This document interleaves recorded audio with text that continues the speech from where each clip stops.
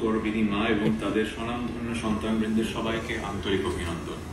আয়োজক বৃন্দের যারা আমাকে এই অনুষ্ঠানে গর্বিত মায়ের সম্মাননা প্রদান করেছেন তাদের সবাইকে জানাই বিশেষ কৃতজ্ঞতা।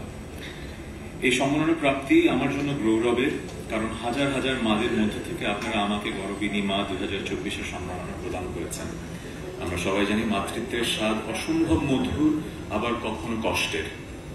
এই মাতৃত্বের আস্বাদ আমার জীবনে দুবার আশীর্বাদ হিসেবে আসে। এক সন্তান বিদ্যা বুদ্ধিতে তার অর্জন দিয়ে আমাকে করেছে গর্বিত, আরেক সন্তান শিল্প সংস্কৃতির নক্ষত্র হয়ে আমার জীবন করেছে আলোকিত। আজ এই মঞ্চে আমি না আসতে পারলেও আমি আপনাদের কাছে কৃতজ্ঞ আমার ক্ষুদ্র জীবনের দুই আলোর কারণে আমাকে সম্মানিত করেছেন বলে। পরিশেষে সবার সুস্থতা ও মঙ্গল কামনা করছি।